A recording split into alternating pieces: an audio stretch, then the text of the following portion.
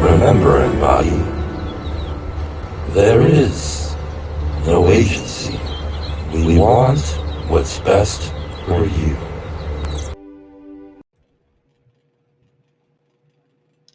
And so there I was.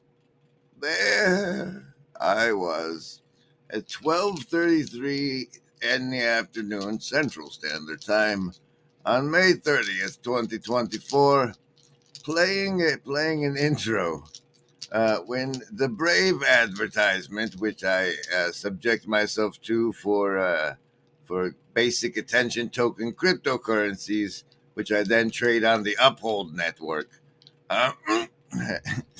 The advertisement at 12:33 that afternoon was Skull and Bones. Don't miss out. Save 50% on Skull and Bones. Hi guys. Remember, embody, there is no agency. Remember, embody, there is no agency. We want what's best for you.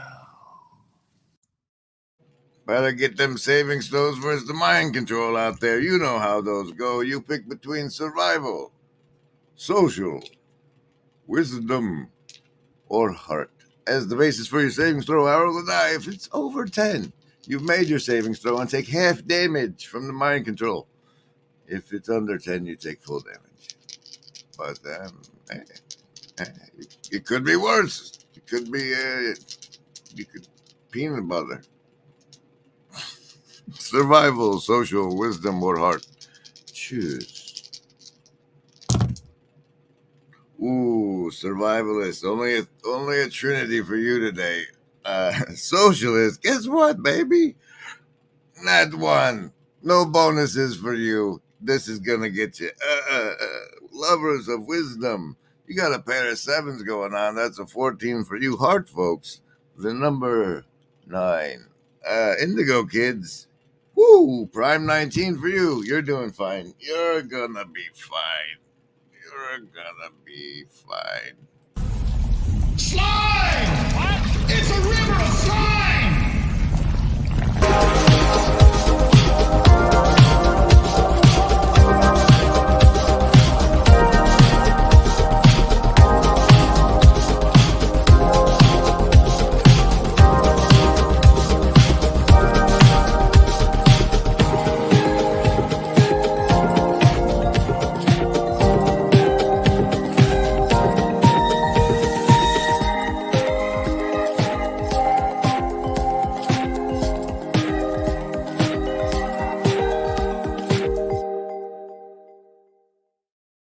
Okay, we have fun and exciting news in the house. We have Upcycle Club, who unfortunately chose survival. On deck. He should have co-host superpowers, which means he should be able to bring himself up onto the stream by clicking on his own face in the thing below this, where it shows the 3.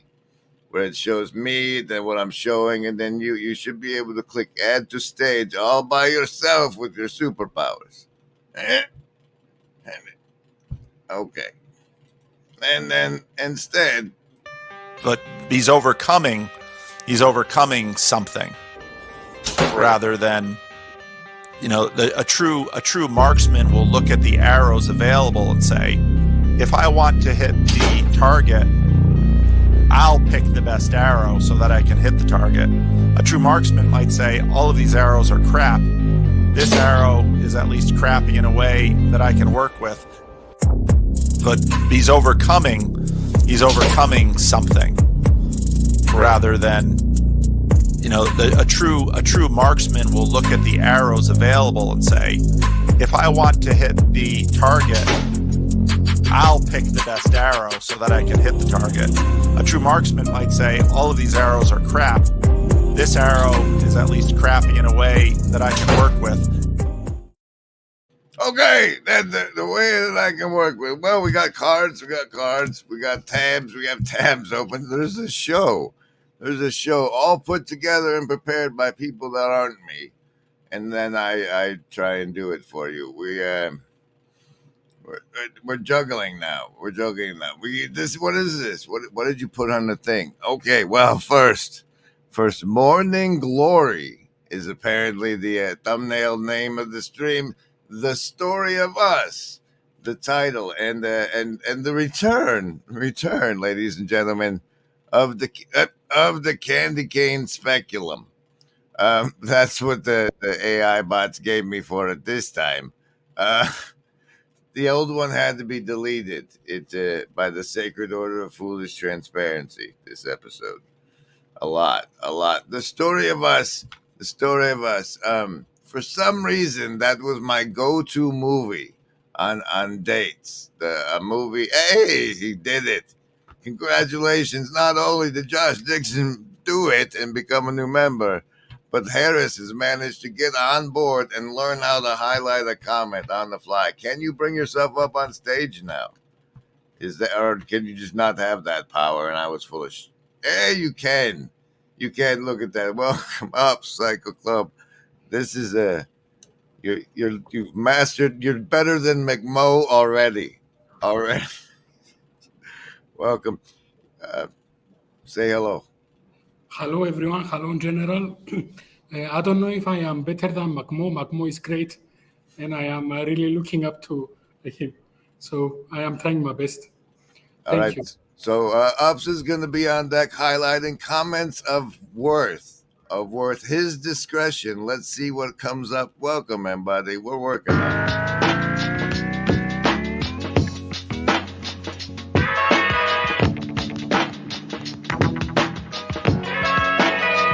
Working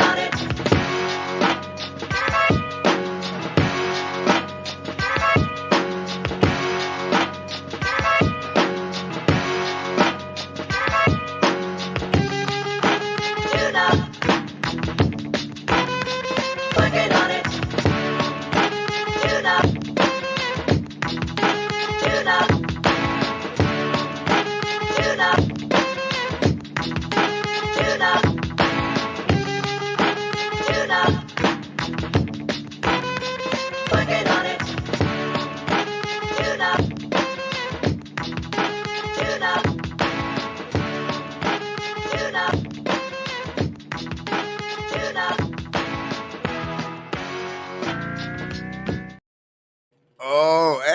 It's Hezzy. Good to see you. Good to see you. We have quite the kayfabe going on today, and he just walked over out of the room.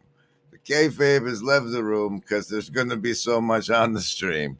It's going to be amazing. Let's start off first with Papa Peterson Pastor Paul enjoying Papa Peterson in the what's famously now the crossover. No, the crossover known as Vancouver One. So really, people have been arguing about this for 2,000 years. It's like it's not simple. But that's a symptom of the effect of religious dogmatism for 2,000 years. No, it's not. If you want to see religious dogmatism, pay attention to the social fact, as Emil Durkheim says, and the pressure that's being levied against Jordan Peterson, that they all have to. In fact, Jordan, we really want you to weigh into this, and we really want you to give you this answer. Now, they complain about religious dogmatism, but that... Now, see, there I was, after having lost way too many games of StarCraft in a row to continue. It was as if the matchmaking system was tired of seeing me and wanted to send me on my way. So I ended up watching this Pastor Paul, and it's like he's describing a wrestling match. He's like being the good governor, Ventura, right? He's the blue church card of the show is the 5 of Hearts, and as such, it was just that it was kayfabe was so thick. It struck me. Hey, we'll cover that. We'll cover some of that. Welcome, everybody. This is the story of us. And as part of the story of us, I'm stepping on Chad's premiere of that Alan jackass. Enjoy and finally last one. There's no art for the corner. If you're a smart person, if the corner helps you, and then you go and make art, that is not art corner. That is just art you made. If you make art for the corner, it's just called garbage. Just pick it up, put it on your fridge. Your grandma laying it on the fridge. That's not for us. If it's art for the corner, it's art for the garbage. Okay? Art is just art. Period. If the corner teaches you, if it helps you see something more clearly, and then you put that into your art, and then people like the art, great. If you make art that only can be viewed by people in the corner, that's just called garbage, and it belongs in the garbage can. And that's just the way art works, okay? Guess what? I've done a lot of comedy. Most of my comedy goes directly in the garbage. Okay, it's bad. It wasn't good. Nobody laughed. My parents didn't even laugh at it. That's it. It goes in the garbage can. It wasn't good. It wasn't secretly great. They did not understand the archetypes I put into it. They did not understand the Petersonian, little thing that I was doing. None of that is true. It was garbage that went in the garbage can, and then you started over. So you're not going to make art for the corner. You're never going to have our own art galleries. This is not how art works. The Broken Clock Tower Discord is going to clip the hell out of this little rant. It is going to become branding. Well, yeah.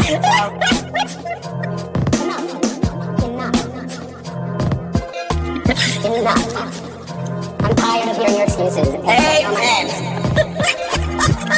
Yeah. You take the pill, you put it in the peanut butter, you give it to your dog. Enough, folks. We're done. We're done pretending we don't know how to give the pill to the dog. Okay, you know what a union archetype is. Take enough. It's not that complicated. They're nice people. They want to be your friend. Don't scare them off. So, that's definitely one thing I wanted to get. Yeah. Well, yeah.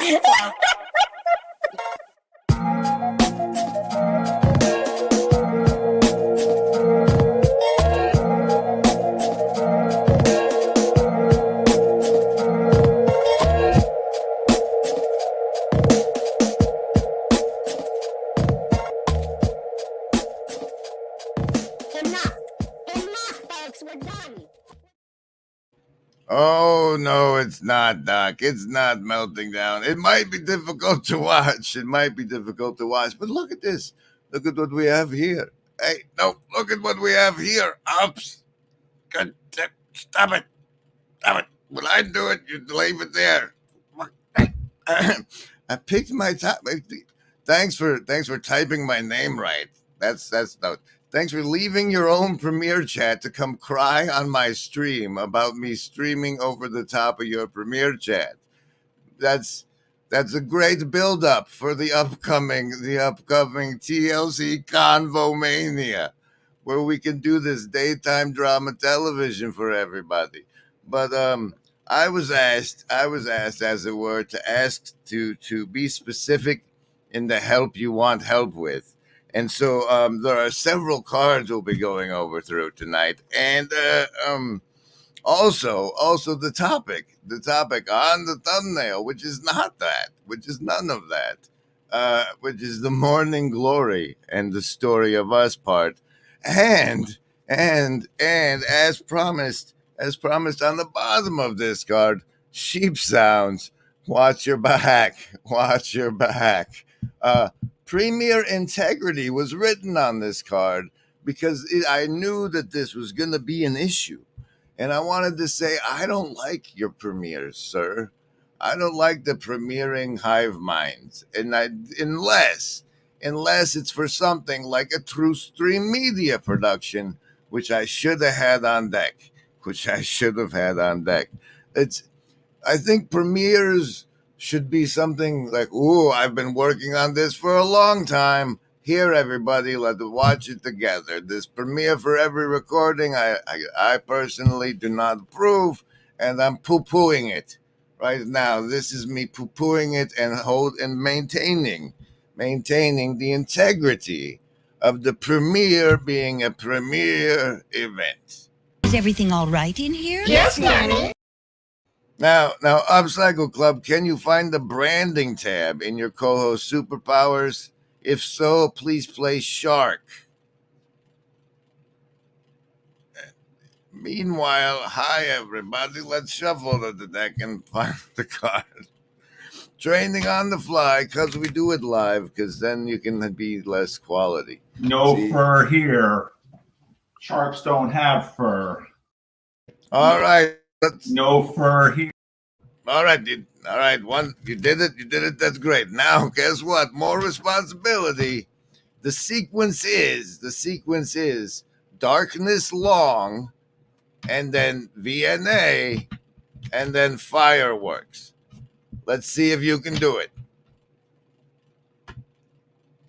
7 of Diamonds is the casino deck, card of the show. The list? Yes, any of the first level ones. I'm gonna get a soda. Anyone want one? Hey, Graham, I'm not in the room, right? What room? I want to cast Magic Missile. The room where he's casting all these spells from. He hasn't cast anything yet. I am, though, if you'd listen. I'm casting Magic Missile. Why are you casting Magic Missile? There's nothing to attack here.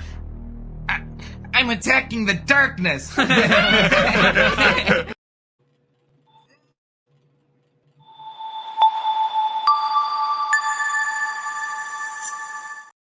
Oh, and the fumble. It's this one.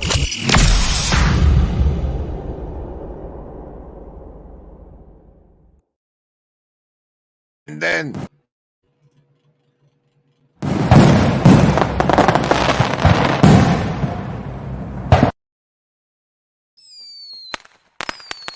and then you grab them from the comments and see who's playing. While that one goes off. The last one with the fireworks like that.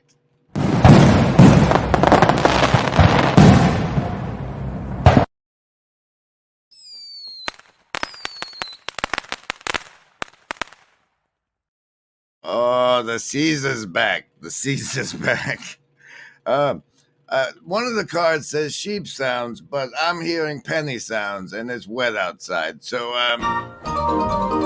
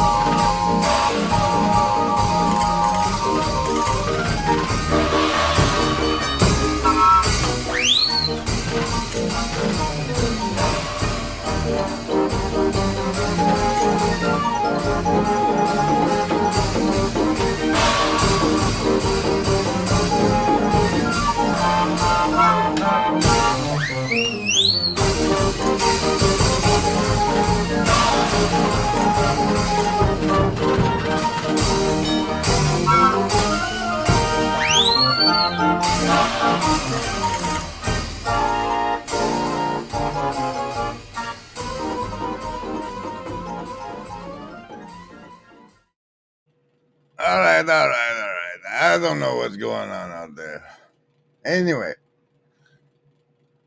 We're doing a stream, the story of us. That's a good part. We'll get there. Should we be there? No. Where are we at? What part do you want to do? All right. The specifics of what I need on the legalese and earthly realm side of things are the following. Anyone with experience transferring property between family with a quit claim deed or any other method, we need the most effective method to get the house into my name. Second, the next step on the list, this is the card for it. If you want to pause and take a screenshot. Scheduling. When the volunteer labor of the TLC to come do the work is scheduled, and then for which time I must arrange animal boarding and fund the expense of the materials, the drywall, the paint, and the flooring. And then the labor event happens, and then there's a sale of the house. Maybe that's the part, that's someone has to buy it. And then also, okay, we have on this card the BlackRock boarding and the solvency savior notions, and those are, well, I'll hit those right after I have a 15-ish timestamp on this Paul thing. So let's see what that was. It's a metaphor. But again, as Jordan sort of explains to Alex O'Connor, no, what we're looking for are multiple ways in which something is true. And if it's true at all these levels, then it's probably true consistently up and down the stack. And this is actually similar to Jonathan Peugeot's argument about the resurrection. Jonathan Peugeot, when asked about the resurrection, why he believes in, let's say, the physicality or the historicity, again, that word historicity is laden with, it's come to be used today much in terms of sort of a fact correspondence idea. Jonathan Peugeot will say, I believe in the resurrection because I see the resurrection all around me. I see its truth all around me, and many of these other ways that sort of Jordan Peterson points to. So in that sense, Jonathan and Jordan are sort of working the same type of argument. Get the balance between death and life right in order to survive. I don't know what would happen if you got the balance between death and life exactly right. And I don't know what the upper limits are to human possibility, and neither does anyone else. And we all know that there is no agency any living gent can see. Doing what is right for me is lifting up my bro so he can grow some eyes to see that doing what is right for me increases all our agency.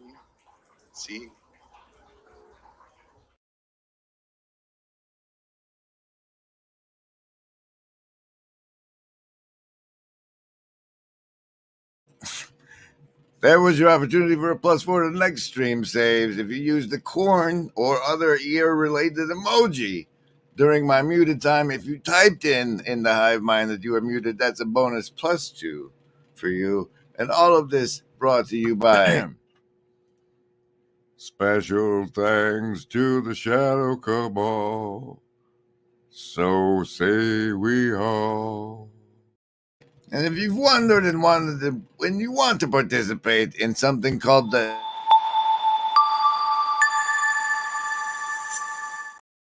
most classic method was the collaborative playlist, the Alien Salience project, of which I'm bringing back better. My own personal submission. Welcome to being human. As possible. And when people do this, what's happening is they're using this imagination in the imaginal sense to enhance their perception of the world. They're doing imaginally augmented perception. So in this imaginal sense. Greetings and welcome to the Prime Material Plane. I see you've selected the economy package, and as such, I, General Griswold Gaius Grimm, will be your humbled guide to your humanesque corporeal experience. The vehicle for your experience as a human is a biochemical engineering marvel and will tinge your experience with increasing urgency as maintenance becomes required. It will tinge your experience. I know you don't know what it's like to have a human experience, but as you do, you will get this thing called a sense of urgency, and that it relates to a demand of the vehicle that you must meet or deal with increased urgency. Material life resists entropy by constantly consuming itself. And as part of the circle of life, you may be required to consume other entities. This is natural. This is good. Atop the physical and survival and internal sensate levels of survival are the social relational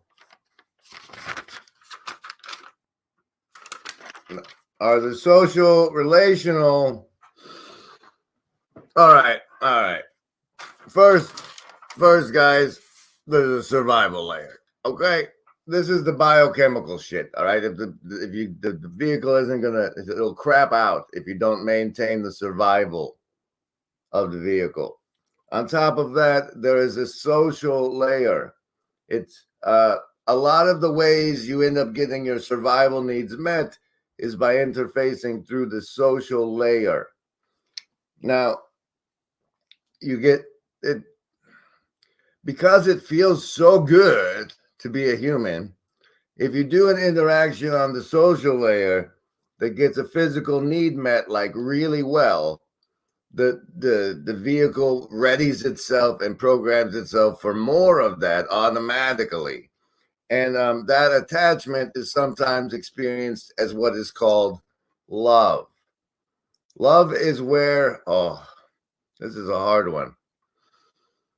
Love is where, okay, so we have these bodies here, and they are us. We are so attached to their function, what they do, what we say. It's very attached. You see, they're us, part of us. When you love something, it's part of you. You make it part of you. And like, it might not be, it's obviously not also physically part of you, but like you are also made of this the social layer self. And those are the relationships you've constructed with the other entities. And those become part of yourself. And your favorite ones, you say you love. And if they get ripped away, it really, really hurts, because all of the wiring that has gone into that connection, it has to be destroyed and repurposed. And that is experienced as like the opposite of a sense of urgency. You're going to love it. You're going to love it. It's great here. Oh, love it. You love it. See, you'll become attached to it. You'll think of it as part of yourself. You'll love it. You'll love it. And when you learn to do that without hurting anybody, they call that the wisdom. Okay, so there's your what did they call it? What do they call it?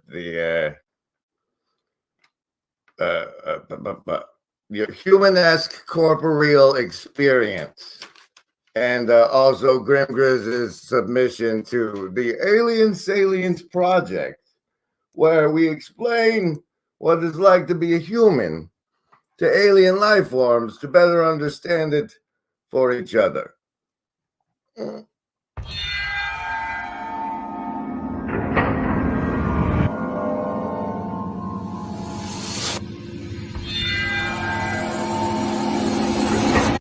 It's their perception of the ability asking you to imagine, This is the imaginal part, the imaginary, like imagine, the imaginal. Oh look, there it is. I think what you do is you click on this part here, You click on that's the invitation, and then you hit more. It's like a description on the bottom of the videos. There's this magic word you have to find. It's called more. It looks like this when you find it.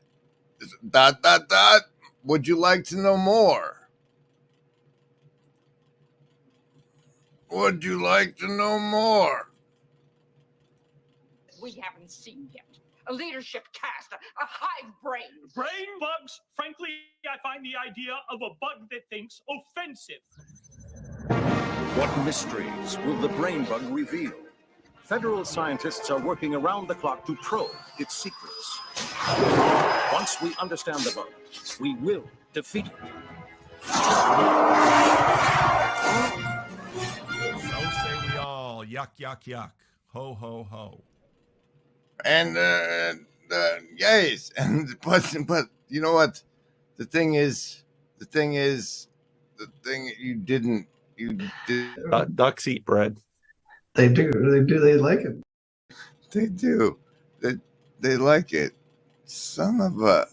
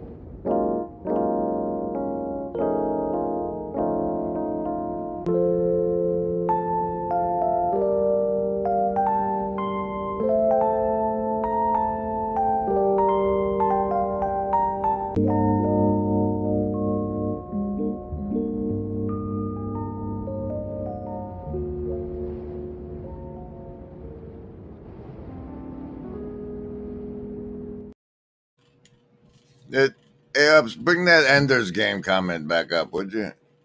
The thing about Ender's, I have a special relationship with Ender's Game, and since this is the story of us special. Well, what's Skull and Bones again?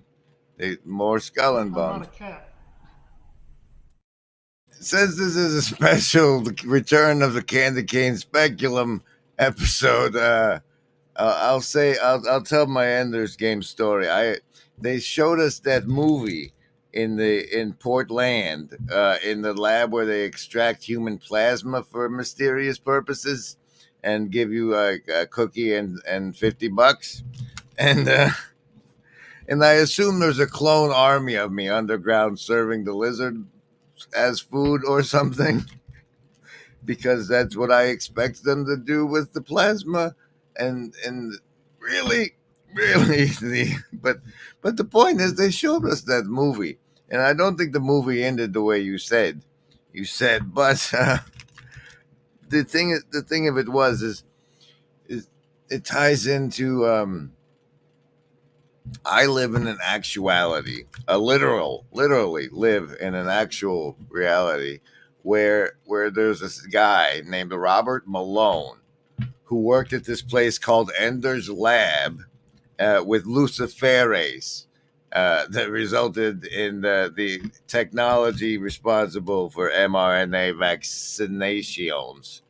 And that's the actuality I seem to live in. And I'm streaming now to people I like on a platform that gave me a community strike for my clip of that man speaking on a podcast, even though they left the entire podcast alone. I don't. That's the story of Graham and Luciferase Bob and and there's game and Ender's Lab, and see, it's things like that. All of the wordplay, the way the words work, that make this place extra special. Extra special. The Michigan deck card. This is the farm deck, Jackhole. It's the 7 of spades. That's a fumble. That's a fumble. Get in the zone. Remember it. There is no agency. We want past.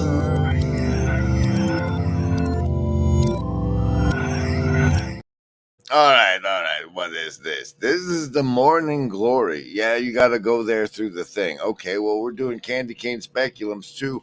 It's also the one where Grimm was specific about the help he needs.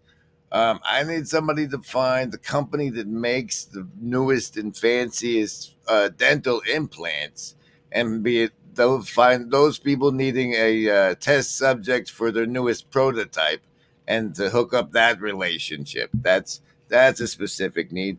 I need a handler or a personal assistant or really a liaison between the material, physical, legal reality and myself, so that's I don't have to exist there at all. It's a terrible place.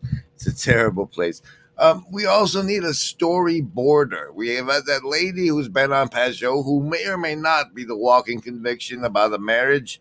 We need a storyboarder for the work we do as in the Reaper's Hall and such. And we're going to dip into the Reaper's Hall and lead to the sheep sounds that's on this card here on today's Morning Glory stream. Oh, what else do you specifically need? I need Baxter to get Harley on. I need that to happen. I don't see Harley has become this weird thing on the YouTubes, and I don't want to talk to him to myself about it, but I want somebody else to be like, what's going on with you looking like a 70s porn guy being the anti-porn guy? I don't understand. Oh, speaking of which, I've you know how they say genius, the idea bounces around to all sorts of people over the planet at the same time. Here's somebody who had the same idea and made use of it, and his explanations of it would really help you understand a lot of the LARP gate, the Discord chip side of what's going on. Here's P.F. Jung with classifying every mental illness as an RTS unit. Illness be in the Great Meme Wars? Every ideology, every meme complex, whether it's conservatism, progressivism, Christian nationalism, it's going to have different people who believe in it. And depending on what mental illness you have, that's going to affect what role you play in supporting your ideology in the Great Meme Wars. So obviously, we're going to have neurotypicals. These are your heavy infantry. They form your main battle line, right? The majority of every meme army, every ideology is going to be made up of people with neurotypicality. They don't really win the meme war on their own. They just kind of hold the central battle line, and then all of the mentally ill people sort of maneuver around the side and on the internet, and that's how ideologies spread over one another. Next up, we have autists. These it's a lot of work. Editing went into it. It would be something you could premiere with premiere integrity. It's a nice whole skit. I like it. Where's the one I like? And there we go. they've won. So just make sure to try and rally them back in, because they kind of focus on whatever's just in front of them, you know. Next up are the narcissists. These are the heavy cavalry of any meme army. They have a very powerful charge. They will just go straight in and tear apart anyone who disagrees with them, because they start raging as soon as they get a little pissed off, right? They'll slam into enemies and say, my memes are better than yours, and you can die if you disagree. So against neurotypicals who are just like, Jesus Christ, okay, fine. They just kind of acquiesce to the narcissist's request. And the narcissists have good charge, but once they're in combat and once they're in extended conversations and people realize they're an asshole, then they're pretty weak. So you don't want too many narcissists in your army, in your meme army, because everyone will just be like, wow, everyone who believes in this is just an asshole. So why would I even believe in it? You know. Next up are the Yes, we can squibble. We can squibble and argue over whether his things are the accurate portrayal of the meme worm we encounter. But more specifically, we have like we have platforms and agents that operate in specific platforms. Like there's an place called Instagram where a bunch of people are enslaved in their minds, and also TikTok. And as an entity that is beyond and above, as an agency perhaps funded by the Shadow Cabal, we have to have a more accurate view of these units and how to train these units. But this is a good layout introduction into the kind of work we're actually doing in the work part of, well, butter my biscuit. There's a handful of thumbnails that I haven't been able to delete from the scene, and you are what you eat with the cicada. But this one, those eyes, man, they're fake AI generated eyes, and I could stare into them and go into a trance. And oh, you were gonna do a candy cane speculum bit, because this yes, okay. Well, the candy cane speculum bit is the donation link at the top of the Hive Mind today. Is one that was created a long time ago, more than a year ago, I think. And it was called the New York City Table Fund. And it goes a little something like this. The person who joined me as my handler for the last year, we'll call it that, worked for a company associated with some interesting people. And the lead-in we have for that is a rare political jaunt over to this part of the meme wars.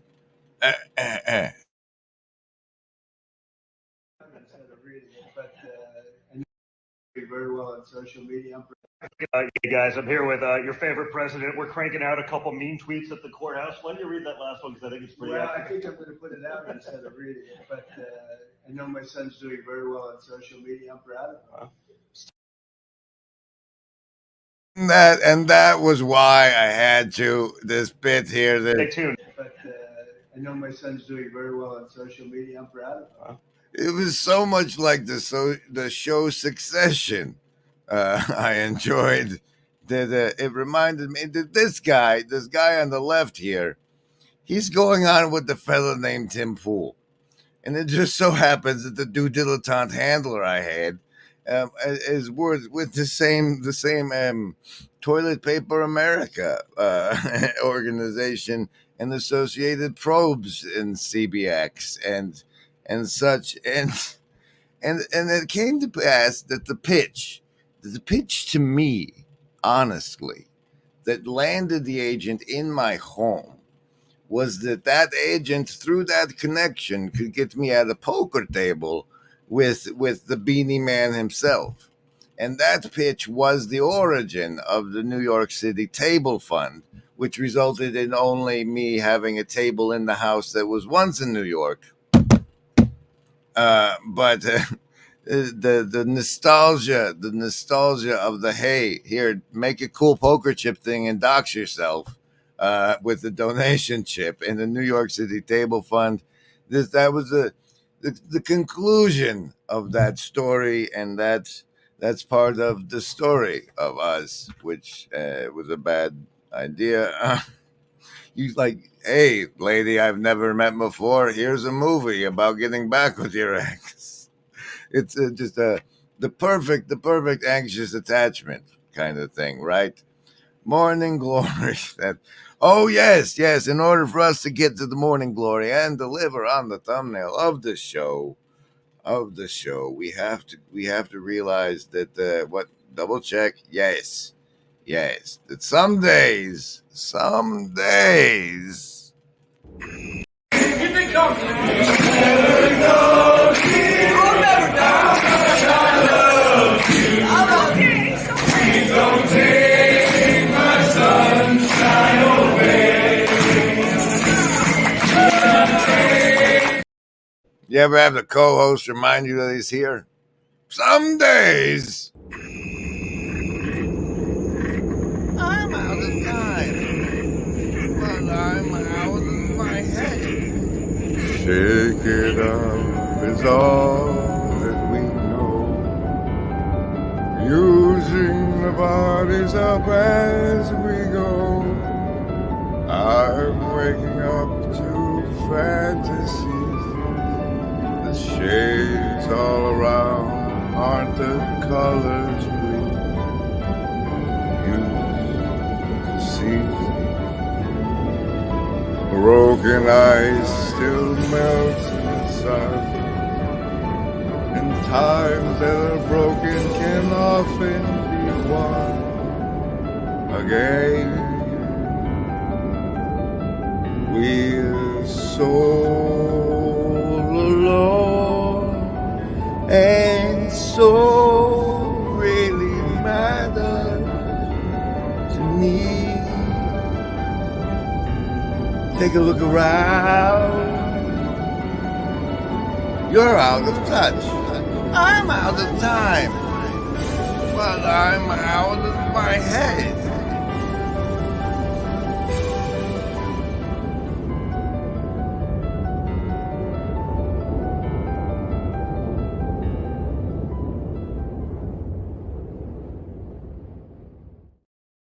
All right.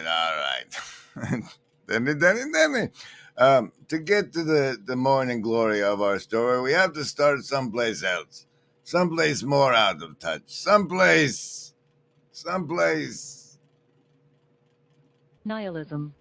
Yes, Miriam. Welcome, Miriam, to the show. It's Thursday, and we're going to do your secret word of the day, decoding. But first, Nihilism. a viewpoint that traditional values and beliefs are unfounded and that existence is senseless and useless. A doctrine that denies any objective ground of truth and especially Nihilism. of moral truths. A doctrine or belief that conditions in the social organization are so bad as to make destruction desirable for its own sake. Nihilism. Independent of any constructive program or possibility. The embodiment of hopelessness. It's just the contrast between that. Okay, so for example, life is as meaningless as whoosh, this bug I just squished, and how the realm of possibility and the waves and the chaos waves of the butterfly effect sort of thing makes it such that moment is as part of a story. It's a part of a chain of events, causality. It's because causality there is stories, and as stories there is his stories, and what we're writing is our story, and the Christian hope is that it's just part of the story, because then you can trust the author, right? And that it occurred to me that our story is one of morning glory, that with whatever that not only do we survive, but what we have survived through was worth surviving through, and that is embodied best in morning glory. And speaking of embodiment, remember embody. Since the clip I don't have on deck of Kale talking to Rodrier, the truffles, which I've taken off deck, about a pastor who had a pinnacle moment during the communion, a visionary experience with the wafer. How this remembrance of me, because they're giving me a body again by becoming the body and living the spirit thereof. And also, we need a new shirt. I've decided to go evangelical and make a shirt. It's here on the card. It says, because this is the episode where I say specifically what I need. I need an alternative to Teespring, maybe. We need to be able to map out the options available to people who come on a mega ship of which merchant who not to do business with. And so we need to explore a new one. And with the new shirt for this new endeavor I'm looking for, it's Jesus and then hashtag FAFO, which is traditionally understood as fuck around and find out. And on the back of it, I would like to have the every knee shall bow quote, because I don't know. There's this claiming the victory notion that it's like rumbling in the background. It's but seriously, that's the thing is you hear all of these people who have mystical visionary experiences when they grow the cojones to say, God, if you're there, show me. And so really the same way with Jesus, right? Like you want to change in your life, ask him, see what happens. Go ahead, turn around and find out. And so that's the new evangelical shirt we want to do, but we want to do an alternative and see how it integrates and explore that together as a company of explorers in this imaginal realm place that we recognize as a place because we learn to see each other. Also, specific needs, your last gaming rig, you know that you're a video game addict and have a great set of equipment. You need to build a new one, and like kick me your old one because there are limitations. There are limitations I faced. The ship I'm piloting, the cat. There, specific needs, all read off. You delivered. He said. Be specific about the help you need. Now you have. So say we all. Yuck, yuck, yuck. Ho, ho, ho. To the rest of you. Now what'll that asshole think of next? Is anybody gonna die? I don't know. And now, Chad's creepiest offering.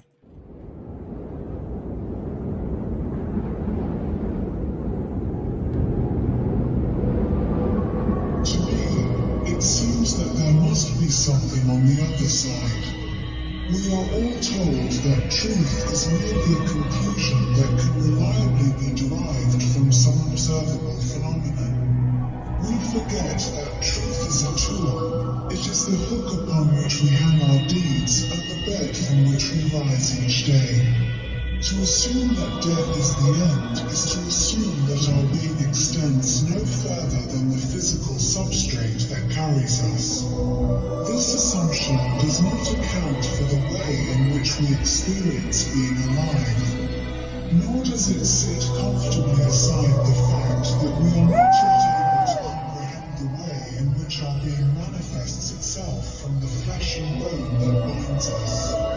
I believe that those gaps in our understanding are still wide enough to cast doubt on such conclusions. I believe that those gaps are yet wide enough for our souls to fit through and drift onwards into some new realm.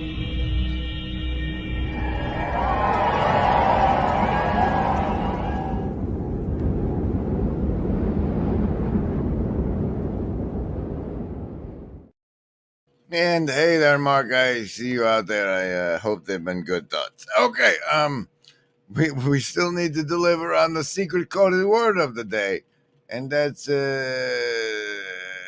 here. Okay, we get a secret message from Miriam on these beautiful Out of Touch Thursdays by combining the last 5 or so words of the day into the secret message. This one, Dynasty, refers to a group that is very powerful or successful for a long period of time. It is often used for a family of rulers who rule over a country for a long period of time, as well as the period of time in which a particular dynasty is in power. Oh, son of a... obstreperous. Obstreperous is a formal word that describes people or things that are stubbornly resist control of the dynasty. Like some gadfly, which refers to any of the various flies that bite or annoy livestock, which is how the gadfly how the dynasty thinks of you as livestock. If you can glean what it means to gather or collect something bit by bit in a gradual way, you will learn that there's a great thing to do is have a symposium. What, like in the Northwest is like here, and at the Encountering Face to Face conference hosted in Olympia, Washington by Grail Country, where you can purchase tickets.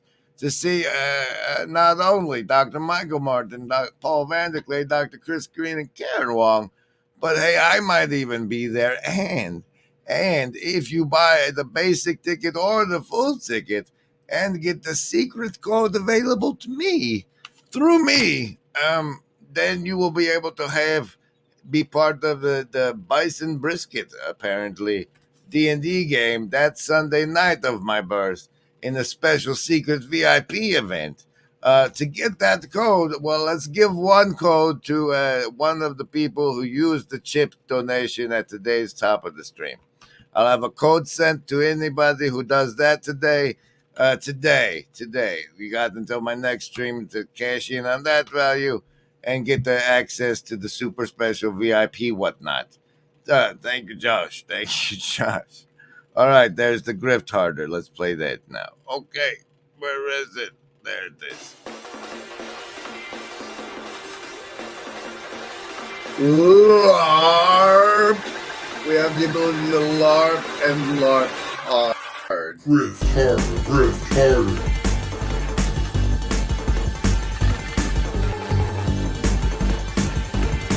Grift harder, grift harder.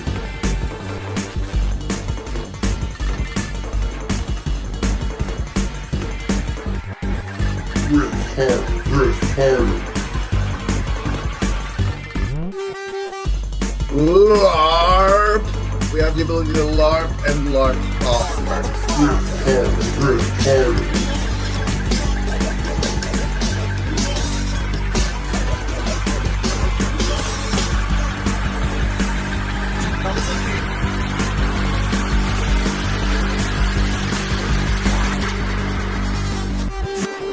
That was a McMo one, I think. I believe that was a McMo masterpiece. I think that was his stylistic impression, signature thereof.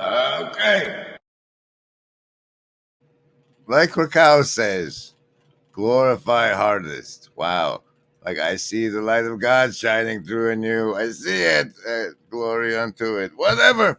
What was happening? What was hacking on the curve that leads us into the sheep sounds of the Premier Integrity? And speaking of Premier Integrity, don't forget, everybody, that coming up soon, our favorite return of the Jezespero over on the Conversation Craft with Christian Baxter.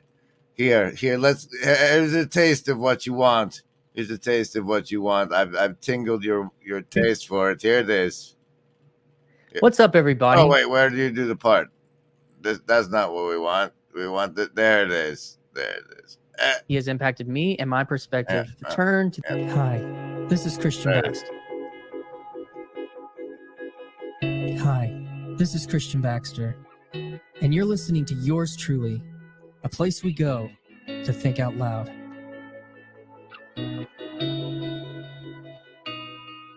I just want 10 hours of that. 10 hours of that, really. But that's premiering in about an hour. We got the time for the Reaper Baja. Here's what happened. What happened was I was doing what I should, going through the clip stream, looking for good stuff like this described as torture with the names I put in there, but also, if you really want to know why all the stuff in Afghanistan and after 9/11 happens, right? We go on all these terrorist wars. Do you know why all of those failed? Because they were all about spreading democracy and not about spreading the Christian faith. It's the new Great Commission is to spread democracy, and it fails every single time because we stink at colonialism in modern times. Whereas when we did it back.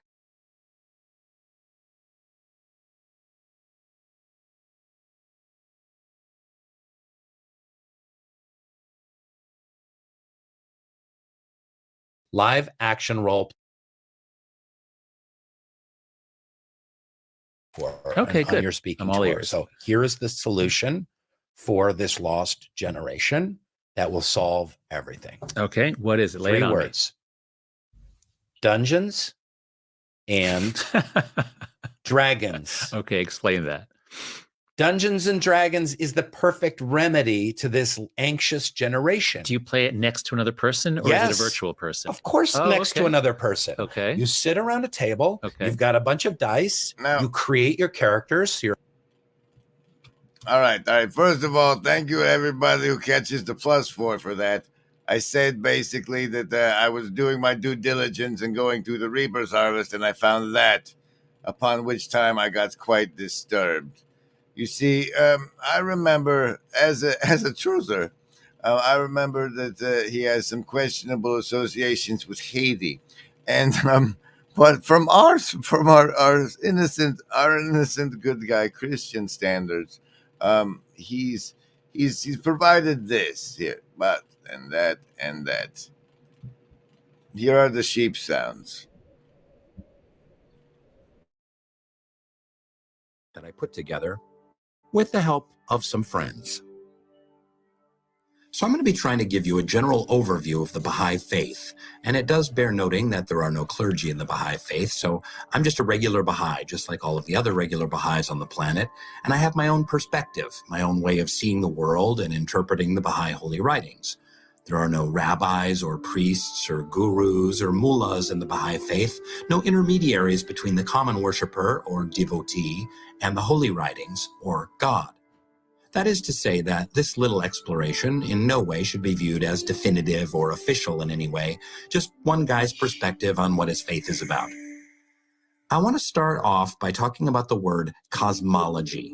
Literally, the word means the study of the cosmos. Logia plus universe or cosmos, something like that. But I'm using the word as it relates to an overarching worldview, taking a look at a belief system from a 20,000-foot perspective. So before we get to the cosmology of the Baha'i faith, let's take a quick look at some of the other ones. What is the cosmology of atheism, for instance? Probably some words and thoughts come immediately to mind, like science and evolution, the Big Bang. So this massive presentation I found last night led me to dive deeper and further into it, and it turns out there's an Islam offshoot, which might be captured in this random clip I've selected here. Ruler of the faithful and the inaugurator of the final days prior to the resurrection. To the Babis, this also meant a break with Sharia, or Islamic law, which was to be replaced by a new Babi law, one that was contained in one of the Bab's books called the Bayan, which in a way was supposed to replace the Quran as the most sacred law-giving scripture. The following period saw an increasing amount of unrest. There were many different conflicts, violent conflicts, in which people from both sides, both Babis and anti-Babis, were killed in these conflicts. Babis were massacred in the hundreds and even thousands, but they also used force. Essentially, it turns out that the religion is a global one that, here, let's see, I think he nails it in this part you randomly clicked. Beliefs and theology. I always leave a list of sources in the description from which you can find out more. A rather unique aspect of the Baha'i faith is that its practice appeared to be relatively liberal. There is no clergy in the religion. There are no priests, no imams, nothing of the sort. Affairs of the faith is dealt with through the main administrative body, which is the Universal House of Justice, and more locally in national spiritual assemblies in different parts of the world. Baha'u'llah did write a book of laws with the Kitab-i-Aqdas, but the faith's leaders have been adamant to show a leniency and tolerance in regard to how these laws are implemented. A good example is that the Baha'i faith technically forbids the consumption of alcohol, much like Islam.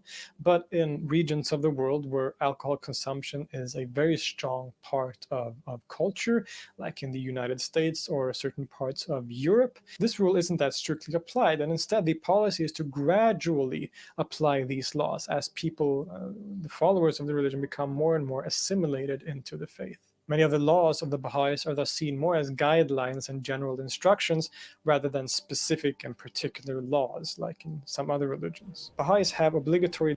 And the point I wanted to make with these sheep sounds is that there are layers to people, that they might be members of a sacred order of foolish transparency, or perhaps a fraternal regiment embodying narcissistic sociopathy.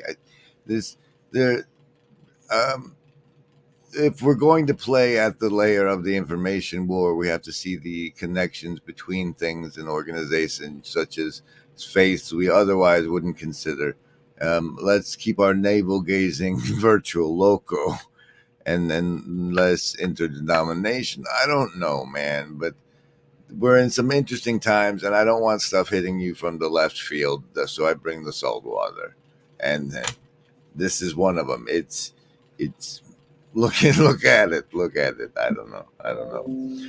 The Skull and Bones for the third time. Fine, I'll click on it. I did have a BlackRock boarding and the Solvency Savior. They're apparently, see, the thing with the house, right, is we're gonna just treat it like a normal house or maybe Airbnb it, but we really need to look at things like what BlackRock is doing with housing, probably for the army of immigrants that's been moved in, they'll pay for also. But what they're doing with housing, we shouldn't cling to how housing used to work or should work. We should see what they're doing and do it ourselves before it's too late.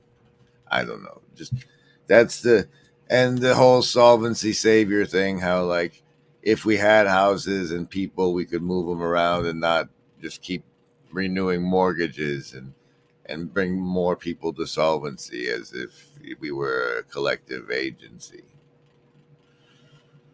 All right, well. Slime! What? It's a river of slime! Yes, ups, it very, very much is. It very much is. Okay, everybody, that's the show. That's the show. But remember, our story is one of morning glory when everything we go through ends up being worth it. So.